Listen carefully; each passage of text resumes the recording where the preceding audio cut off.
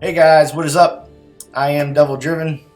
We're going to play some Filavandrel, and we have newly named Royal Envoy Wusubi with us. Congratulations, Wusubi, on making Gwent partner. Yeah. Hi, guys. I mean, it was about time, right? Might as well engage more with the community. So Absolutely, yeah. You hop on here for the videos with me, but you do a lot of content, written content, and that's still content. So right. CDPR gave you the recognition. You deserve it. I'm happy for you, Yeah. man. I mean, that was the issue, right? Like, I didn't give myself any exposure, really. I didn't stream or record on YouTube myself, so I was just doing like behind the scenes stuff, sort of like written content, as you Absolutely. said. But yeah, I mean, it feels awesome to finally hang out with the cool kids, you know? Right, absolutely, yeah. Today we're playing some Philly cheese. We're playing Filavandrel with pretty much all dwarfs. The only dwarfs that aren't in the list are Mullane, Ithleen, and one War Dancer. Yeah, I mean, if you want to count Roach, right? That's Well, also yeah, it's he's just nice thinning, yeah. true. But yeah, we'll go through the cards. I mean, Ithleen, targets for it. You're always looking to get Sheldon boosted up. You can also shoot it on Gabor to keep him immune. I wouldn't recommend putting it all on a defender or something like that. That might just Yeah, be that just drastic. goes a bit too tall. Yeah, Yeah, yeah. but But yeah, like you could even do a smuggler or even a war dancer if you have to. But the thing is, like, carryover is just good, right? The general game plan you have with this deck is to give up round one relatively early. And if you play Ithlin with Roach, you get carryover and thinning at the same time, right? So that's generally what you want to do in round one, just get drop the it. carryover going and pass earlier. Absolutely. Yeah, because you want the long round so you can use Filavandrel's ability. Yeah. And Um, then again, as you hovered over the Gabor, that's another really good card that you can drop whilst being bled, right? You just get 5 carryover and then the game's over. right. Yeah, it's a pretty versatile card, and when you can't interact with it when it's immune, it's pretty troublesome, especially since the whole deck is dwarves, so it's going to keep going. Exactly. If you like can't really use it for carryover, if you draw it in round 3, then you just play it in the range row, and suddenly you have like an immune 12-point card. It can get really ridiculous, right? In a full dwarf deck. Absolutely. Mullane, just a really nice removal tool. There's a lot of three strength engines.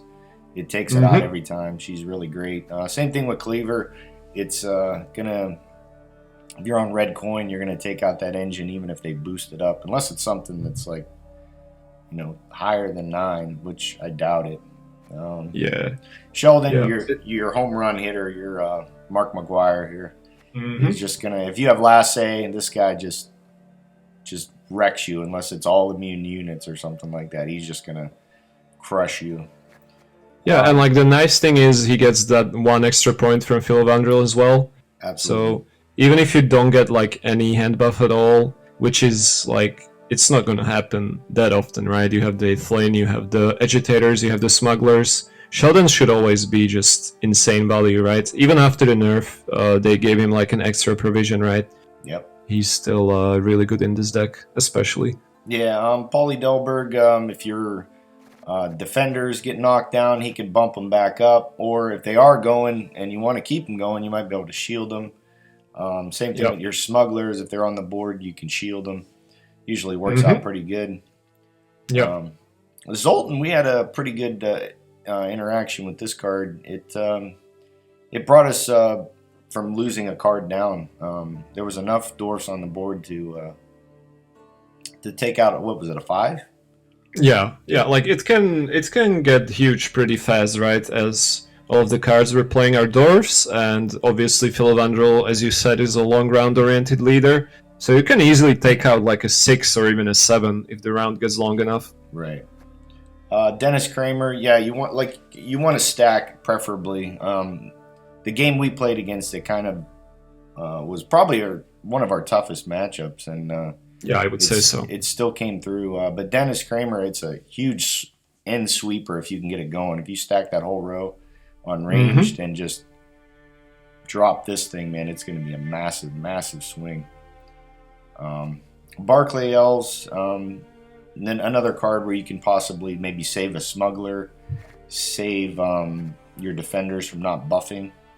Exactly, yeah. It's very versatile, and again, it's the same concept as Zoltan, basically, right?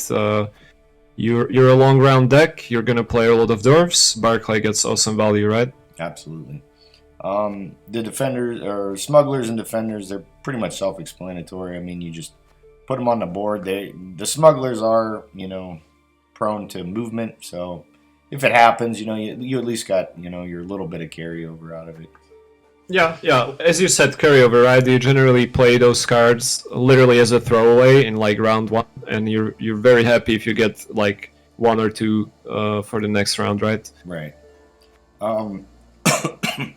The mercenaries, if they're going to see these and they're going to want to deal with them, because they're basically like arbalists for, you know, this deck. If they don't take care of them, they're gonna get serious value. They're gonna exceed the 5 provision cost if they don't deal with them easily. Yeah, and like if you know that your opponent doesn't really play locks, but they play, let's say, deal 3 or deal 4 damage, you can even consider them to 7, and then it's pretty easy for them to stay alive, right? Right. The War Dancer, just an alternate target for Ithling, or I mean, if it's in the deck or in your hand, and then you can use Filavandrel. You know, getting 3 damage out of this is pretty decent. Volunteers are just a thinning option. You know, it's pretty great too. +2, you got this Dennis Kramer, so you play this. You're probably going to want to get him out of your hand early, but if you do draw him late, it's actually going to be better for you because you're going to have the Kramer bigger. Yeah, yeah.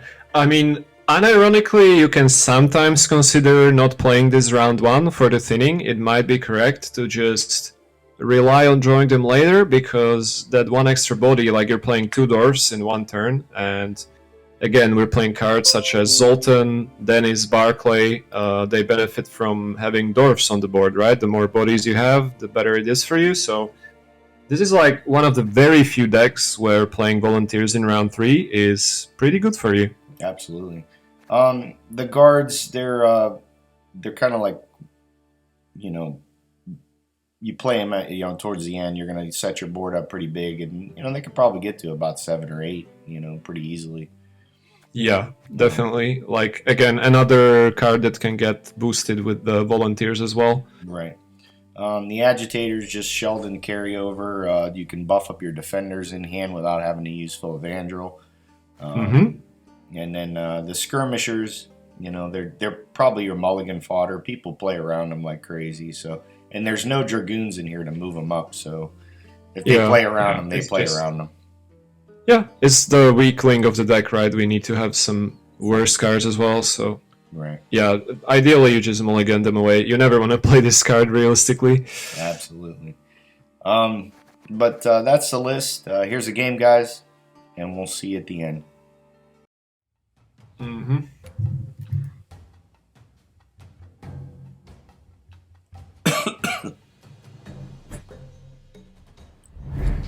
Oh boy, a Brewer. So if it's like a trap deck, do we have Ida? We should have Ida, right? No Ida. I'm not completely sure. So it's like just a dwarf version, right? Yep. Alright. One of these. One of those can go for sure, yeah. Alright, I mean, that's fair enough. We could ditch the skirmisher. That's like... That's the only... Oh! That's actually pretty good. No joke. It's like carryover. you can buff it up.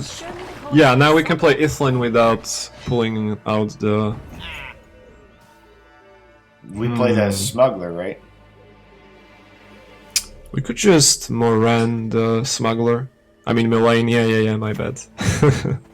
I'm mistaken my elves, man. Right. Actually, Moran is a dryad, right? Ooh, Jesus. So wrong name and the wrong species. I'm gonna get burned alive. Oof. Oh. Alright. I mean, that's good, right? He's wasting all of his engines. Yeah. I think we go with the carryover plays now, like the agitator. Yeah, sure. Our brothers Do in our the Sheldon. valleys need us. So that's great. Oh, we got the movement. Okay, more engines. Jesus, calm down, buddy. It's crazy. So now we can do Ithlin, I guess. Yeah. Nigh is the time of the white frost and I mean, night. the unfortunate thing with smugglers against Brewer, right? They just get moved Right. every time. But that's probably fine. All right. Don't trample This is it. where we get out. He played like 4 engines. Right. Boy, engine Brewer going hard at it. So we're just passing. Yeah. We have to run, right? We're behind too much, and like we won the long round ourselves. I'm pretty sure. And we got to get rid of this damn roach. Yeah. Whoa. Nice. More carryover. This is good. So yeah, like you said, just roach, and Stop there. this is probably a keep, honestly. Yeah. So Unfortunately, do we play oak, or no. is it like the no oak? Or so it's like just pure dwarfs. Okay, sure. Sure. Do we just play one of these now, the smugglers, or Yep. Sounds great. because like you said, it's just gonna get moved next round. Yeah. He's either gonna like leader, or he's gonna dragoon, or he's gonna pass soon, which would be great. Or he's not passing. Wait, does he want to push us now? That's weird. That is weird, sir. So we play the other one. I like playing the 4, the one which got boosted, this mercenary. Yeah. Because it allows us to play our I could play it on. volunteers. I could play it on range, right? Yeah, because we... Yeah, sure. It's fine. Because if we play it in the front, he gets skirmisher, right? Right. I find that odd that he used a leader ping right there. If he doesn't push us, that's kind of... Yeah, I don't know why he's bleeding this. Alright, so this is where we use our leader. Like, I don't know. I don't agree with that at all. Can use our leader now. And... just defender, huh? well, we have no way of boosting it. We can go poly first, I We guess. just did. You said use the leader. Yeah, I know, but he can damage it somehow, right? And Yeah. then... poly is fine, yeah. Let's go poly. Play it on melee. Let's see... Sure. Because he can still have traps. I guess we... So we go full melee with our dwarfs? Oh no, roach. That's the wrong row, boy. So I mean, if he passes... we can just play the variant. Alright, sure. So let's go smuggler, right? Might as well develop carryover. Or do you want to get the volunteers out? We can do that next turn. We can do smuggler first, right? Get the...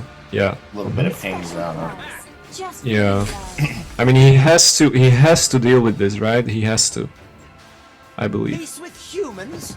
Yeah. Oh, he moved the wrong card. That's- Oh, he's going straight Alright. trap. Okay. Okay.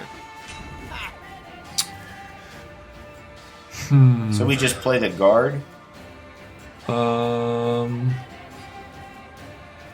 This is a problem now because we have one dwarf in the back, but if we play more to the back row, the crushing trap is gonna destroy us, right? Right. So I think we go defender. He's just in gonna the move front. it, right? Yeah, and deny the boost.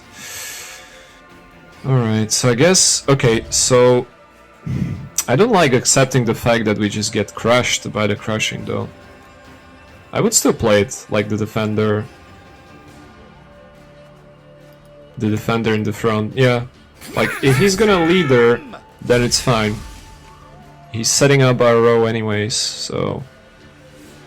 Yeah. That's fine. Dragon, okay. So we can go with volunteers now, right? Do we want to put everything on that row? What other dwarf could we play that in the front? So he guard. boosts an ally by 2. This goes up here so it doesn't get moved. Yeah, I guess we can go Barclay? Barclay? Yeah, Barclay in the front, and we can boost, like, whatever. We can boost the 4, right? Yeah. Barclay in the front and boost the defender. That's pretty good. Yeah. Please no Igni, sir. Right? Yeah. Alright, that's good. That's a bad card. We like to see that. Now we can play the volunteers, right? Yeah, finally. And suddenly, we have like 6 dwarfs. So Zoltan is crazy.